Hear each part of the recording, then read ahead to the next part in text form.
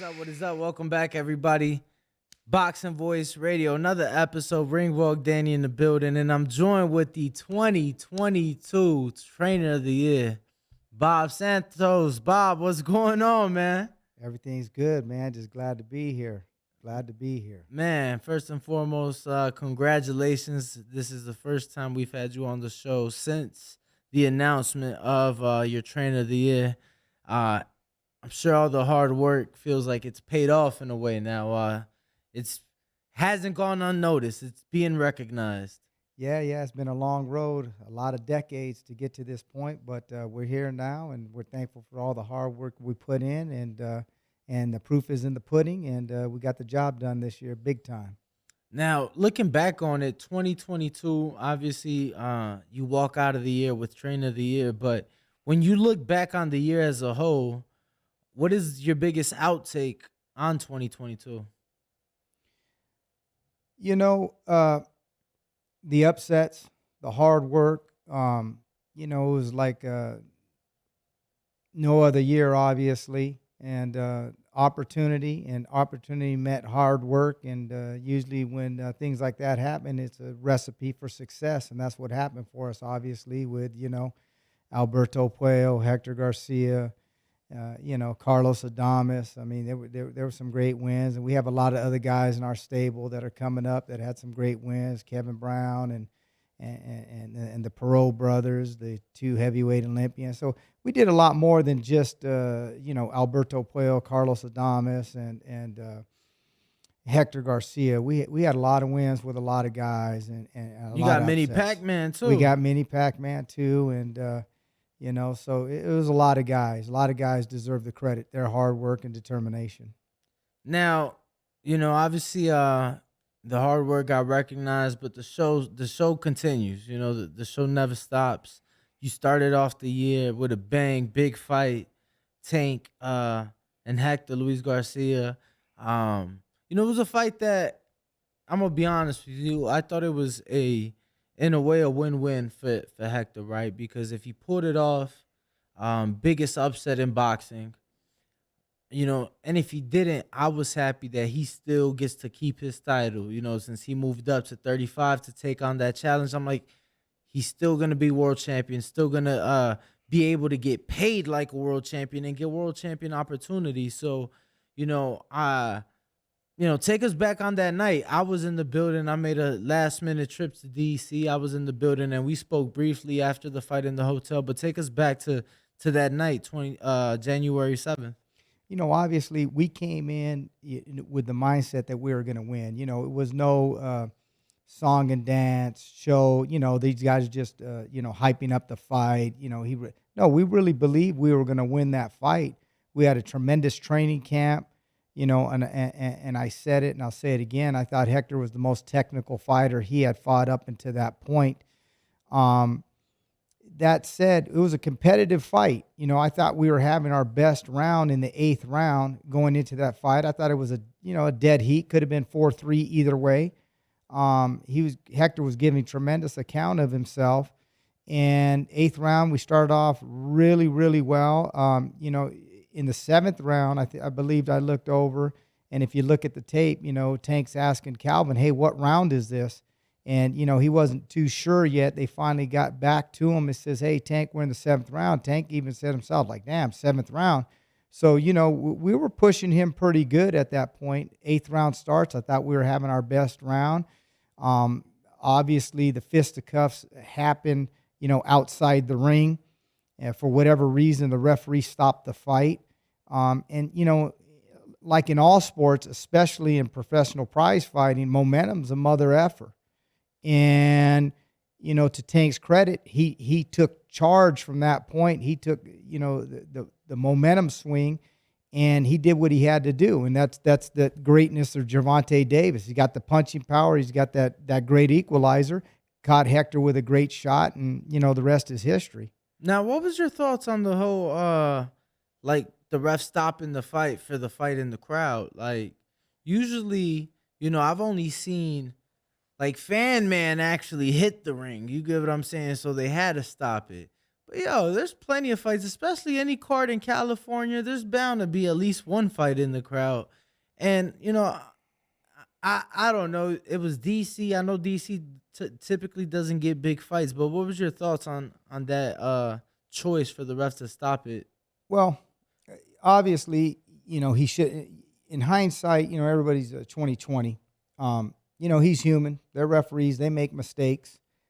To me, that was a mistake. When he was stopping the fight, I thought we were off to our best round, and I was encouraging him. You got to let the fight continue. If it doesn't get to the ring, there's no reason to stop the fight.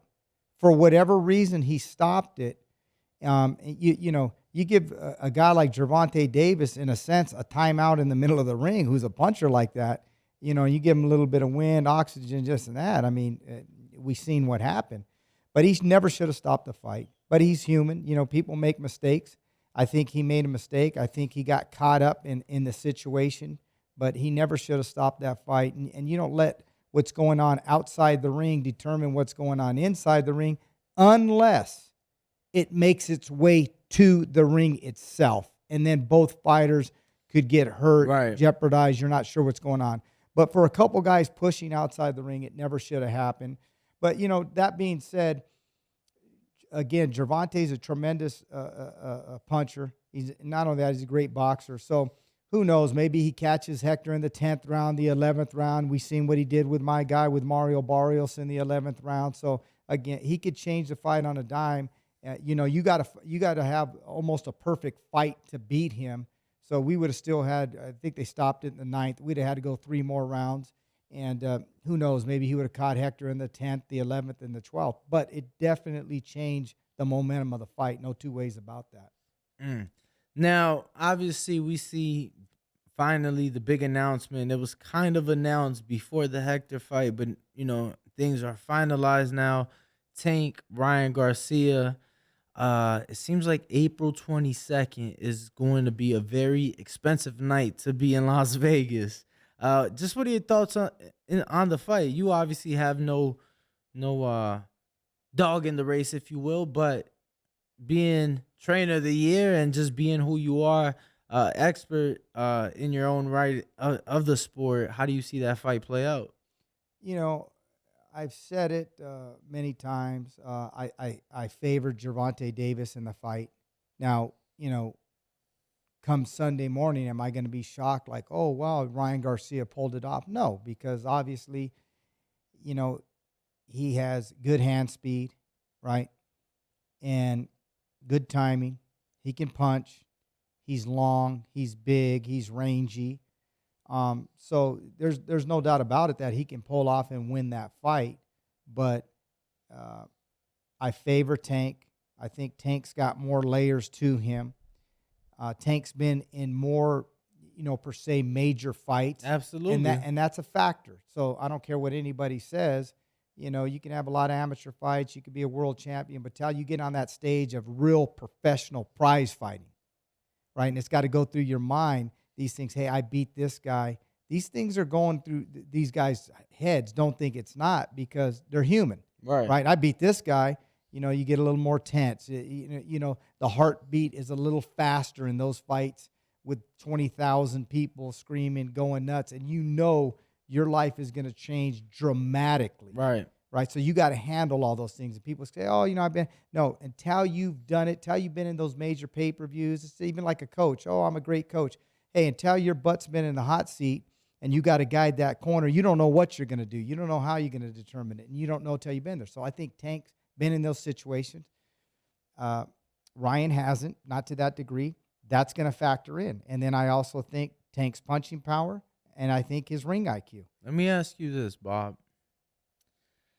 Because I think, and I've been on record stating that, in my opinion, Tank and Ryan was the biggest commercial fight that could be made in boxing this year.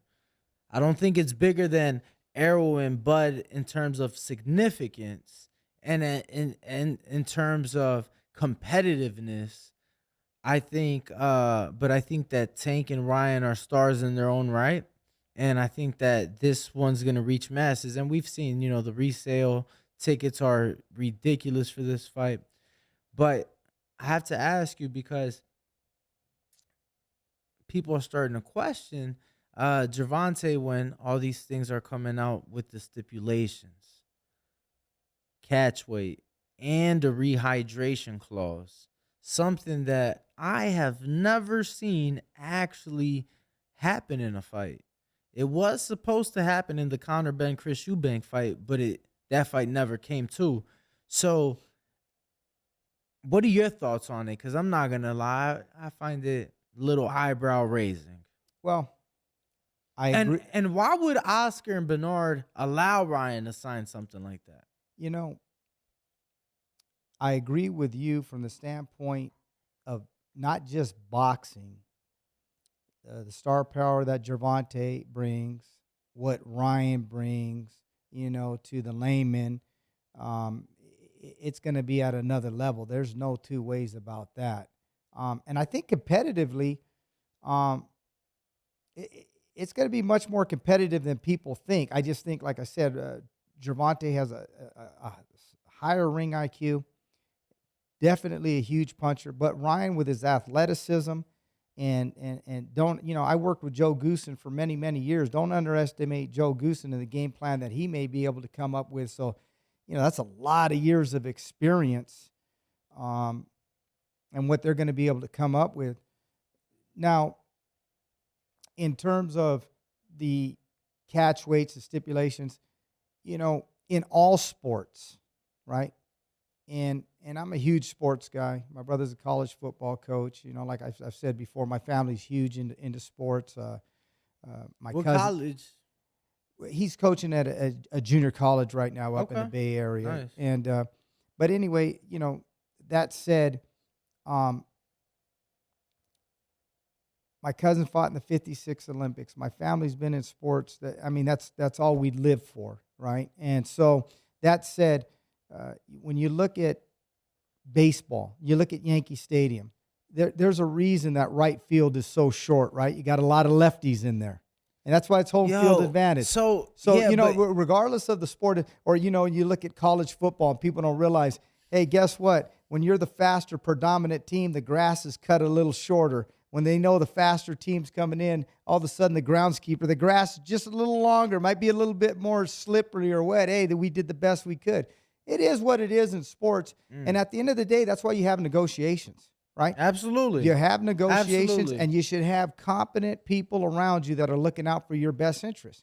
And if you sign the contract and you agreed to it, then you agreed to it, I'm with you. right? So now, if I was Ryan Garcia, would I have agreed to the rehydration clause? No, right? The fight, if the fight can't be for a world title at 135 or 140, okay, I'm not agreeing to the fight at 136. We're gonna fight that fight, 138, 137. We got to meet somewhere in the middle ground. But they agreed to it.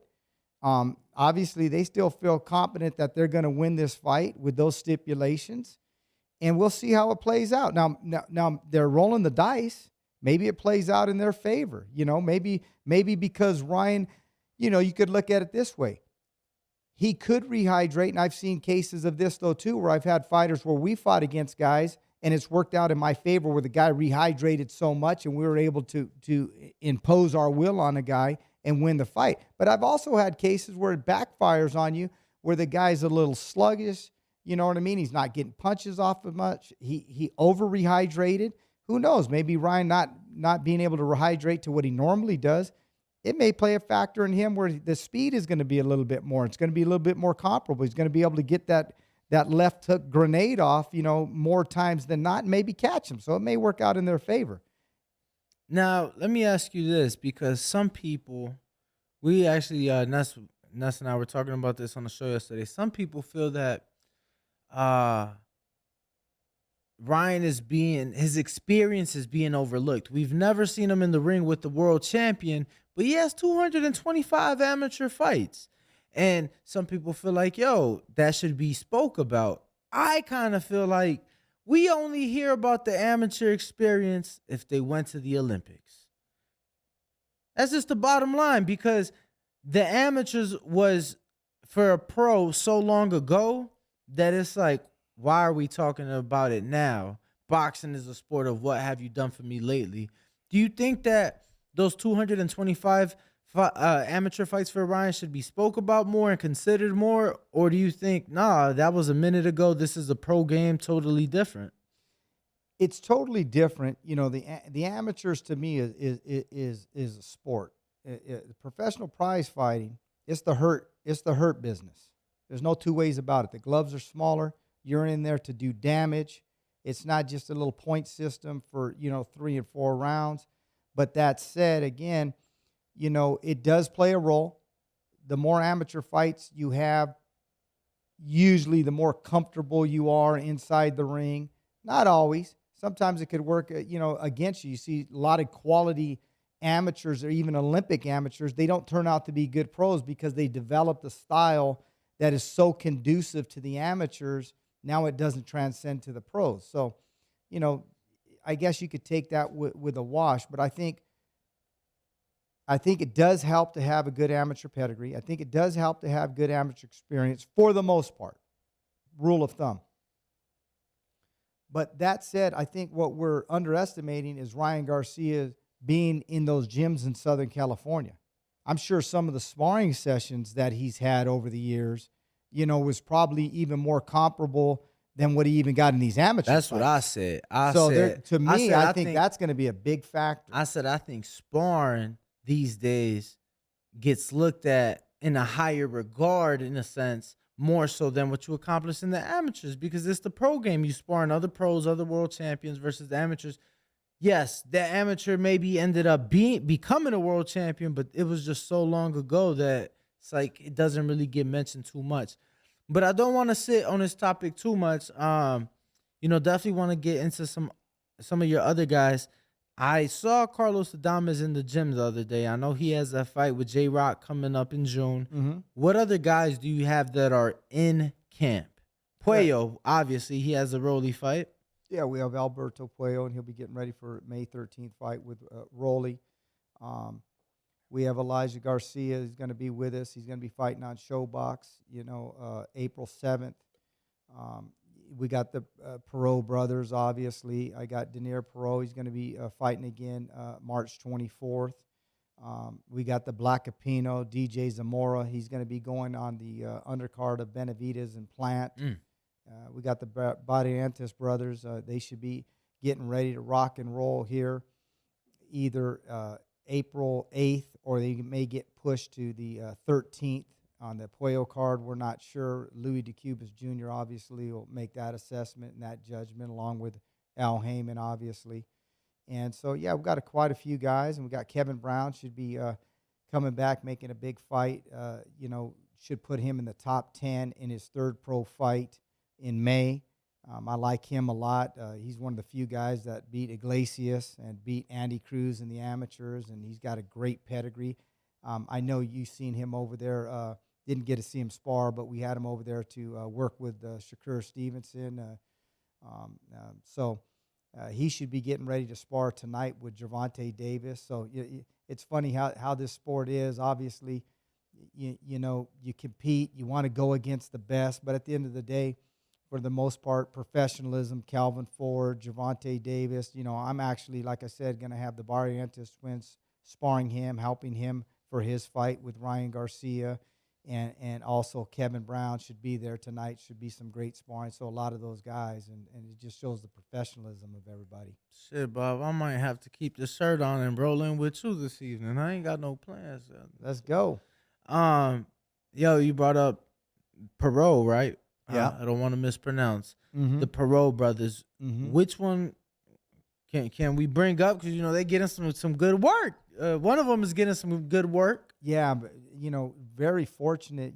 Jared Anderson's obviously getting ready for his fight. I think he's going to be the co-feature. Co-feature April 8th, yeah. So I like him a lot. Great guy, good people to be around. His conditioning coach, Edward Jackson, and all those guys who works with me with David Morale and some of our other guys. But Jared Anderson, wow, he's just a beast, animal, got a motor. And we're real fortunate to be getting Danier Perot work with him and my other heavyweight, Eric Ruiz Cordova, who's working with him too. And so it's a great experience for them because Denier, again, we talk about the amateurs, right? So he's a 2020 Olympian, but like you said, that's the amateurs. He's making his way into the pro game and learning how to go the rounds. 3-0, right? 3-0 yeah, now? 3-0, and Eric Ruiz Cordova's 2-0. So it was a great opportunity to bring him back from Miami and get some work with Jared Anderson. I like Jared Anderson a lot, I definitely think he's going to be a world champion at some point. How soon do you think he can be world champion? He's only, I think, 22 now, very young. I think it's just whenever he gets the opportunity. I guess whenever a top rank wants to pull the trigger or whatever, but it wouldn't surprise me that he could win one of the belts right now. I mean, I think obviously Tyson Fury is at the apex. I don't think anybody beats him right now. The only guy that's going to beat him, I think, is himself. If that's the case. But definitely, I think he could beat a lot of guys out there. And outside of him, I think he's capable of beating everybody. I think Deontay Wilder obviously would be a tough fight because he's got such tremendous punching power. Outside of those two guys, I think right now he could pretty much beat anybody. I was very fortunate to see a few rounds of him and Tyson when Tyson was getting ready for the Wilder fight. So that was great. That was great work. And Tyson said it himself. He'll be a world champ one day. So you spoke on his motor though, something that we don't really see with the heavyweights. Did that kind of surprise you a little bit? Ooh, yeah, I guess you could see in his fights he's got a motor because sometimes he gets hit with a good shot and then he turns it up. In his last fight, you seen that, right? It was kind of like it was pedestrian. They're kind of going, boom, he gets hit with a good shot, and boom. Instantly, that fire in him, and it just came out, and he just started putting punches together, and it was, good night, Irene, for that other guy. So I knew he had a motor, but when you get to see it up close and personal in the sparring sessions, and you could see it in different days, you're like, wow, this guy can really go. He can really go. Now, you've been in the business for so long, so, no telling how many fighters you've witnessed, but I'm just curious, have you ever seen a heavyweight that switches? No, not really. And that said, I never really seen a heavyweight with the motor that guy got. I've been around a lot of heavyweights. I was in camps. I've seen James Toney and things of that nature. So the guy really just got an unbelievable motor. And as he's going, it doesn't seem like he exerts a lot of energy to have that motor. We were witnessing. You were there last night. Right. You seen the sparring with Perot and them. Technically, the Perot brothers, they're sound as anybody. But when you seen that guy's motor, it's like, woo, Lord heaven. And let me tell you, the Perot brother and even your other heavyweight, but the Perot, man, that motherfucker's fast. Yeah. He's quick. Yeah. Quick, little snappy. And Jared was like, yo, this the work I need. He good, So I was just curious because, man, we say it, and his cardio to me is unlike any other, man. Unlike any other. I have a video of him on a jump rope, and he's doing like double jumps, and he's like counting, and he does over 100, and he's just like, and I'm just sitting there like, and he's not even breathing.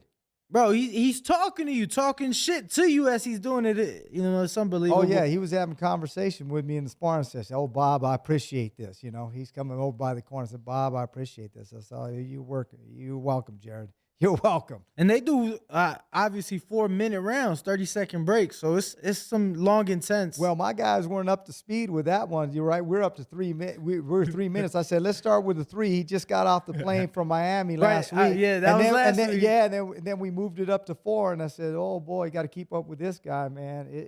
It's unbelievable. So, yeah, there's no doubt in my mind he's going to be a world champion at some point. He's going to be a force to be reckoned with. I'm excited to see what's to come, and now with the Perot brothers, because obviously any guy that you work with, I got an eye on. But when I see you in that gym and see you working, I'm like, okay, now I got both eyes on you, because a lot of guys get sent home, or they can't be up to speed, to last in there. So obviously credit to the work that you are putting in with your guys and, the work that they are putting in and have put in up to this point. I want to ask you, man, what the fuck is up with Carlos? When is he getting that title shot? You know, we have 'Cause, to yo, we have to we ask were in Jamar Mexico. Charlo. We were Yeah, in I know. Mexico, man. And I'm like, yo, what the fuck? That was in November. Yeah. We in March now, and it's like he fighting J-Rock in June. Oh my God. Now it's like, so when the fuck does he get a shot at Charlo? I don't know. We have to ask Jamal Charlo. I don't know why the fight can't be made. We have the same promotional company. What is the WBC saying though? Because at They're- the end of the day, that's the belt he's representing, and that's the rankings that Carlos Adames is in. And it's like, yo, what's up, Mauricio? Like, what's going on? I can't call it.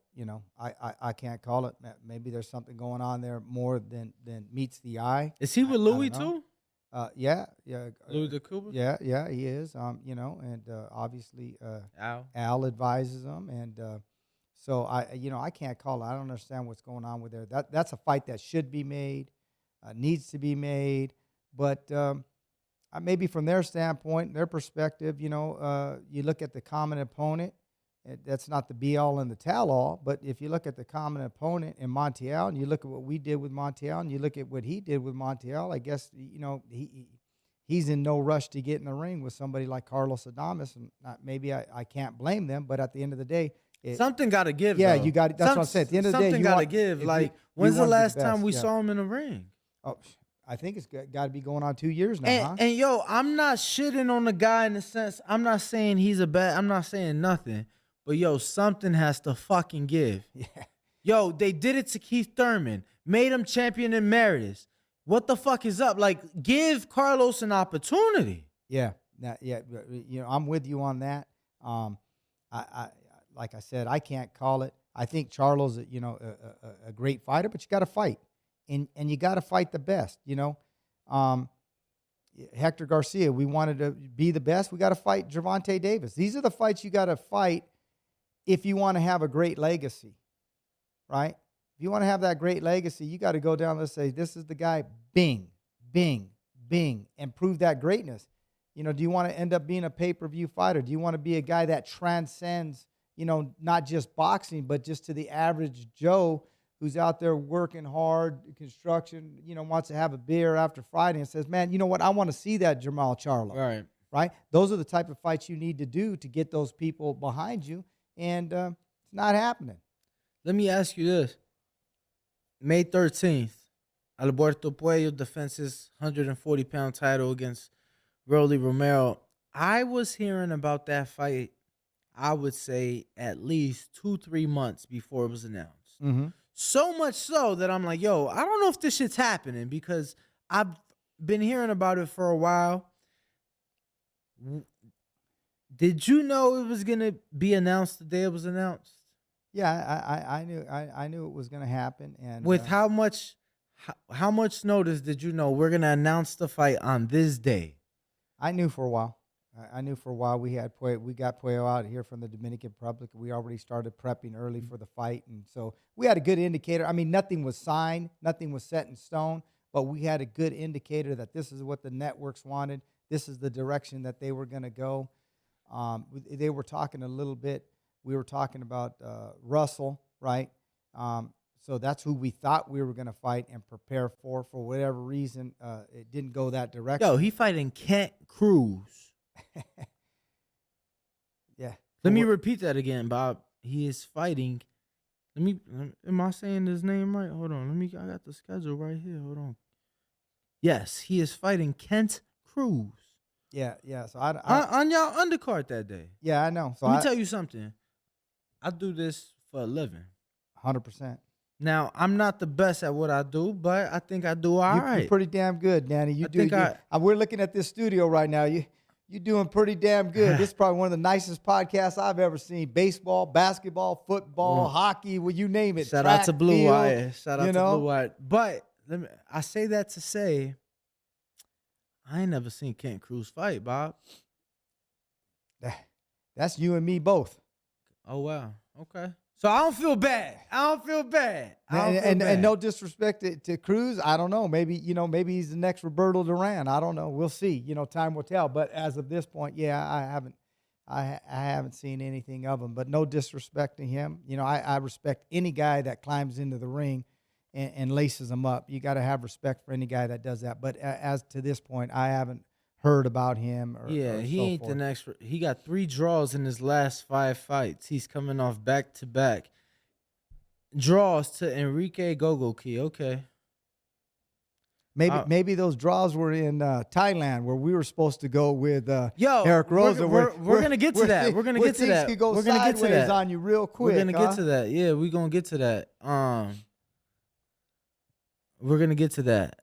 But no, these were actually here in America. One in Vegas, one at the Armory in Minneapolis. Boy, you had to go all in on them, huh, Danny? No mercy here, man. On the Boxing Voice, they come right at you, baby. But let me tell you, from the outside, I brought up May 13th because from the outside looking in, it's like, oh, they announced the fight because they just saw Rolly get put on his ass yesterday. Because they announced it the day after that sparring video dropped, and I was like, that's either weird timing or a hell of a fucking coincidence. Weird timing. Obviously, you guys aren't overlooking Rolly at all. But just want your thoughts on how that fight plays out. People think that it's Rolly's knockout power. Because it sure ain't the boxing. It's the knockout power that people, if you will, worry about. Ken Cruz, at least he's ranked top 150 in the world. He's number 147, by the way. Boy, Danny, Boxing Voice, no mercy. No mercy here. I'm just letting it be known. Ain't no mercy here. We better produce good this year. Like I said, 2022, we were Ring Magazine Trainer of the Year, Benny. We better really produce this year because if things don't go well, Danny be all in on us. No, hey, Bob, look. Ooh, Bob, everybody get the track shoes on. We're going to hit the mountain tonight. Look, man, all I'm saying is how you contending for a world title when you fighting a guy that's, I'm not top 150 in the world, but I'm not a fucking fighter. Like, I'm top 150 boxing podcast. I'll tell you that. What the fuck? You right about that. You know what I'm saying? But I'm not thinking top of the food chain bro, here. We at the top. Bob, that's like, you think I'm thinking, if we at the top and the Boxing Voice is at the top when it comes to boxing podcasts, iTunes will tell you that. Yeah. You think I'm thinking about the podcast that's 147? I ain't even considering them. No. You're not even making it to my like, I'm wasting zero data, zero Wi-Fi, nothing on you. Yeah, you're right about that. You get what I'm saying? 110%. I don't know. I like to do big things and great things. Wasn't he the one that was trying to fight Meek Mill that night ringside? Yeah, it was the Russell brothers. Yo, let me tell you. Boy, they changed the momentum of my fight. Yo, let me tell you. I said it the other day. I saw Meek that night, brother. He was like 25 deep. I was picking Meek in that situation. He was about 25 deep. I saw him that night. They weren't playing. Man, what are y'all doing? It's a fucking fight. Enjoy the fight. You a boxer. Why are you trying to fight a rapper? Yeah. That don't make no sense. He ain't trying to challenge you to a rap battle, so why are you trying to challenge him to a fight? Make it make fucking sense. But Mini Pac-Man in Thailand, man, what the fuck happened there? Wow. It's that we trained so hard for that fight. We were so prepared for that fight, and it's really unfortunate. They said they had a problem within the country talking about the visas, that you have a 6-month window. This is coming from them. I don't know, their State Department, that they had a 6-month window, and the visa expired in April. The fight was in March. So they say that, you can't have that 6-month window. Where I'm a little perplexed is, if that's the case, why are you allowed to board the plane and get into the country to begin with? They shouldn't even let you get to that point. Yeah. So, and then when we got there, he had to go to a detention center, And How long was he in this? well, when he was in the detention center, this isn't my first rodeo, obviously, right? I've done world title fights in Africa, Europe, South America. I've been all over, right? And like we said again, when you talk about stipulations and rehydration clauses and ring size and Yankee Stadium right field being a little shorter there. Bob, look, baseball is a one of one, but baseball is even conforming. Look, I was saying that baseball is the only fucking sport where each game could be in a different size field. Exactly. But now we're seeing even baseball is getting hip to the fucking replays and the challenges and things like that. And I gotta say I'm a fan of it, and I think it's played. All things being equal, of course, as a competitor, when you go in there, just a fan of itself, you want everybody to have an equal opportunity, equal playing field. But sometimes, like I said, in negotiations, things don't happen up and to the point that it is now. We got to live in the world of what it is now, right? Not what we want it to be. But so he's in the detention center, and so right away I says, hey, look. If he's not out of that detention center, you tell them if he's not out of that detention center, it's not going to be any fight.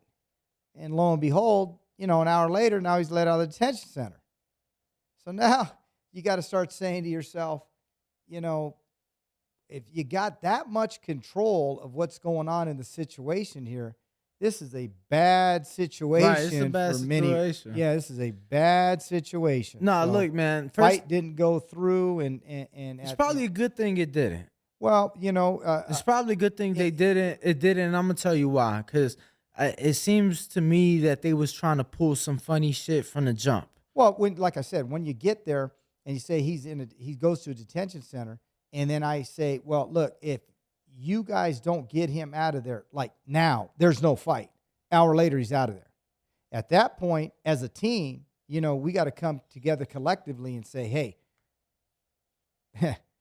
This is a real uphill battle here. It's not looking good, and that's where you have good people with experience or good coaches and trainers that have been down this road before, and then you protect the fighter from himself. Because even at that point, Minnie's like, hey, whatever it takes. Then at that point, they're like, well, he's not going to get his visa back until the day after the fight.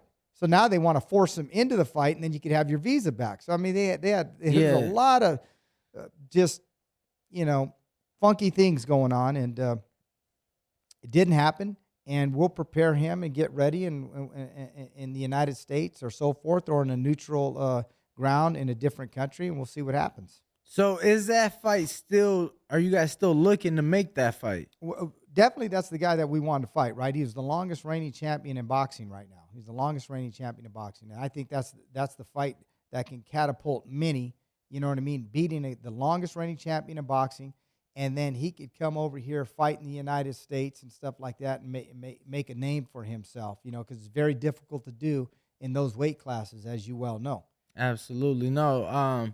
Hopefully the right things happen, because I'm like, yo, this shit, it didn't seem right, and in the last year, we've seen a couple instances. There was one in Africa where Maricela Cornejo went out there and they tried to pull some similar things, and they were stranded out there for like 2 weeks, couldn't get back. It took all types of people to get involved. And even last year with Devin, Bob Ware getting arrested upon arrival and detained. And it was just like, I'm like, yo, get him out of there. Get Mini Pac-Man out of there. We'll try again next time. So exactly. But who else did I miss? Who we need to cover, Bob? Wow. We got a lot of guys in our gym. That's for sure. But I think you've pretty much covered most of the guys we have. That's for sure. Let me get a couple quick thoughts on some upcoming fights. You've been in the gym around Shakur for this camp. He has an upcoming fight April the 8th against Yoshino. Just your thoughts on what you see and what your thoughts are on Shakur. Obviously, Shakur technically, I mean, just the last couple of days being around him in the gym, it's almost like watching art the guy's shadow box is so precise. Watching him spar, the timing is second to none. Boxing IQ, boxing ability. I mean, just watching him, so impressed. Getting to see him much more up close, and being right there on the ring, and just watching him shadow box, you're just like, wow. If you design a fighter technically in his movements, and I don't think he could do any better than that. I'm expecting him to go out there and dominate that fight. No two ways about it. I think the real telltale test for him is going to be when he gets in with a guy like a Gervonta Davis, who's a tremendous puncher, how he holds up to that, and where his punching power is going to be able to. Is it going to be enough to keep a guy like that honest? To earn that respect. And if it is, then he's going to be hard to beat. And if it's not, then he's in trouble. And we're only going to find that out when he fights that type of a guy. But outside of that, I don't see anybody beating him until he gets in there with a guy that is a superior puncher. Your thoughts on 2 more fights? May 7th, Steph Fulton making the trip to Japan to face the monster Inoue. He's defending his unified strap at 122. I think it is probably the best fight on the schedule right now. If I'm being truthfully, brutally honest, I think from a boxing purist standpoint, that is the best fight that is scheduled for this year thus far. Just want your thoughts on that fight and how you see that fight play out. Anytime you go overseas, it's tough. It's really tough. And I've done it with a plethora of fighters. Going overseas, the time change, and I've won world titles overseas. It's very, very, very tough.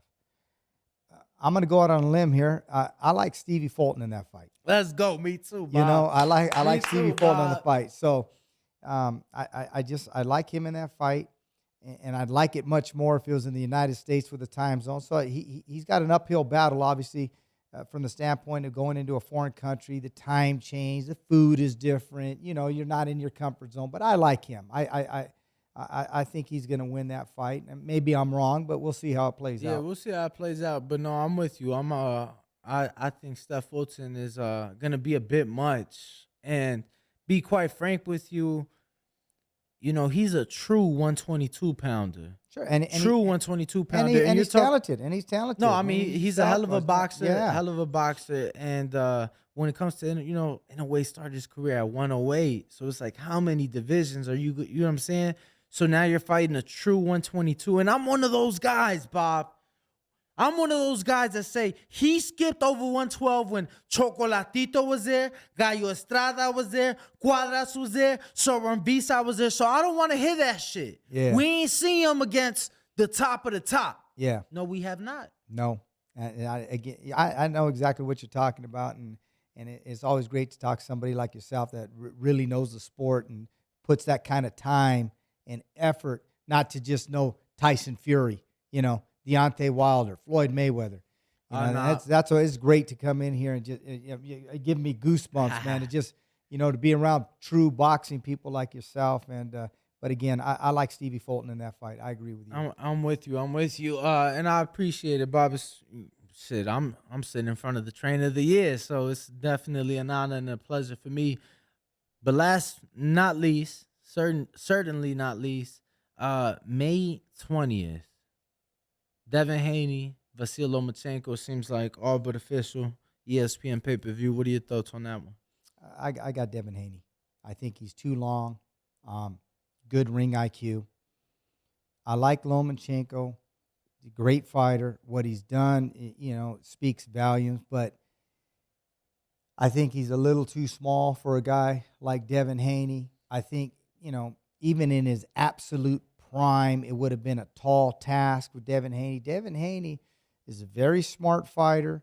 He's very rangy, and he's really adept at breaking rhythms on guys, right? So he'll get off. Guy starts to get a rhythm. Boom, he can tie him up. He changes the rhythm, and that's a high ring IQ, and so it's hard to get a rhythm with him. And I've seen him in a lot of sparrings, obviously with Hector Garcia, right? And we've been down that road. But I got Devin Haney all day long in that fight. No disrespect to Lomachenko. I think he's a great fighter. I think what he's done is great. I think he'd be better suited to maybe go down a weight class. I agree. Because it's like, and obviously it's kind of weird saying that because he was unified at 135, but I think that he's fighting a true 135 pounder. He's fighting a guy who will be making his 30th fight in the division, if I'm not mistaken. This is 30th professional fight, but he's fighting a true lightweight. Something that and a guy who's long, and a guy who's quick and has a good younger, and a high ring IQ. And Devin's tank is gonna. Oh yeah. I think he has one of those tanks. He don't get tired. So no, we've seen him in sparring too. Yeah, he could be a guy that'd be a 15-round fighter. That's for sure. Him and Jared Anderson. You know what's funny? I was talking to one of the assistant coaches yesterday, and my buddy Ben here, who I've had since the kid training with me, and we were talking yesterday. I said, man, that Jared Anderson, if it was 15-round fights, if there's a guy built for that, it's him. Yeah, I mean, and I think a lot of it, you think about it, you break it down, once he's finishing camp, you're doing 10, 12, 4-minute rounds. You're a 15-round fighter damn near at that point. No, I mean, he's one of those heavyweights, too, that unlike most heavyweights, he didn't cross over from football or from basketball or from hockey or from nothing. He was born and raised in a boxing gym. Yeah. He is a pure boxer, and it's gonna be a fun next 10, 12 years for Jared Anderson for sure. I think so too. I think so too. God willing, he stays healthy. Absolutely. And it's going to be great for the sport.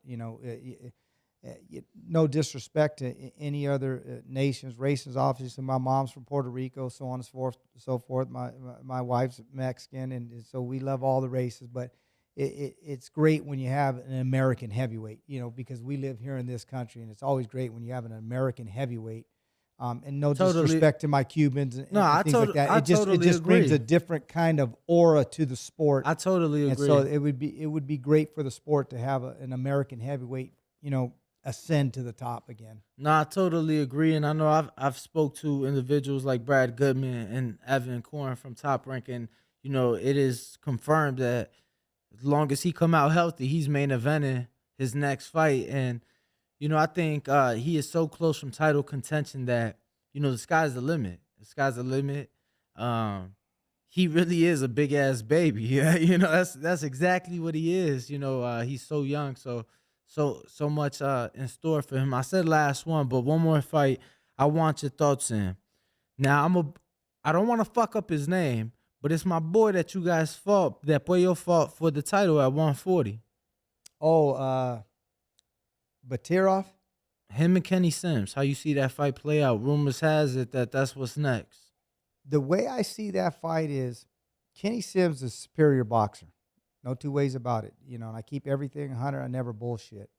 Batirov's a very tough guy. It's funny because we heard about that fight, and Mario Barrios was in the gym in Puello.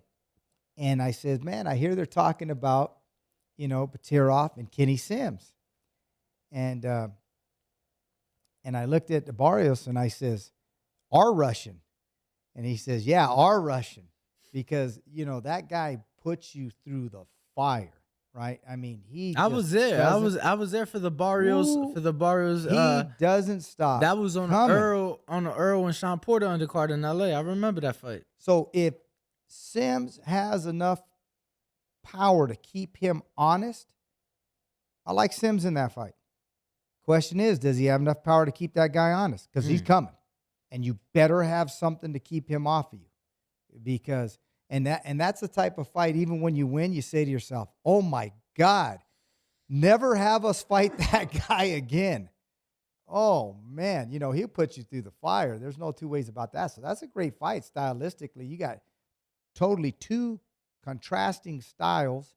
You got a great boxer in Sims, And Sims does a lot of things on the inside. Like I said, I've seen him in there with Puello. I've seen him in there with Kevin Brown. He does a lot of good things on the inside. But boy, that Russian's coming. Kenny, be ready. Be ready. But I'm sure he will be prepared. And I think that's a great fight, stylistically. Totally two contrasting styles. We'll see which one comes out on top. Yes, we will. Well, Bob, always a pleasure to have you on. I really enjoyed the conversation, and it's always great to have you on. Definitely let the people know where to keep up with you, where to follow you on social media and things like that. You know, I've never had social media before, but my kids just started a Santos boxing on Instagram, and so I guess you can go there and follow what we're doing there. And so I just appreciate the opportunity to come here and talk to you. And obviously, we love the fans and appreciate. Without them, you know, we're nothing. And thank God, I think not only the fighters, the best athletes in the world to me in terms of not just what they do in the ring, but how they treat the people. If you meet almost any fighter and the way they interact with the fans, it's second to none. I'm not going to get into some sports, but there's a lot of arrogance in a lot of other sports, to say the least. And the fighters are the most gracious, the most heartwarming people there are out there. There's just something great about professional prize fighters. I think one big thing about it, Bob, is that there's only one other sport that even comes remotely to mind when you think about accessibility to the athlete. You get what I'm saying? Like, there's no way in hell a fan could show up to an NFL, NBA, Major League Baseball facility and, oh, I want to watch practice. Yeah. But it may be some gyms here in Vegas, they'll allow fans to come watch. They'll allow fans in the gym to meet the fighters. So it's like, I just feel like it's fan accessibility, even during fight week. You know, I've been to plenty of football games, plenty of baseball games. Yeah, if I show up early for NBA shoot around or for batting practice, I might have got to meet a player. But, you know, you have fight week, all fight week, the fighters are in the hotel, you know, they're taking pictures. It's just like, it's a lot more accessible than any other sport. And the fighters, the way they, you know, endear themselves to the fan, you know, like I said, my brother, you know, played college football, you know, played with a lot of guys in the NFL, and I know some coaches in the NBA and things of that nature. But I don't think there's any athlete or any other sport that endears itself to the fans like professional prize fighters. I agree. But Bob, definitely a pleasure. Truly enjoyed having you. Once again, congratulations on the 2022 Trainer of the Year. Look forward to having you back. Make sure to go follow Bob Santos Boxing on Instagram. Keep up with everything he has going. So many fighters, so many great things. On behalf of the Boxing Voice, Ringwalk Danny, catch us on the next one. We out. Danny, you the man. That was great. Boy, you running this thing like no one's business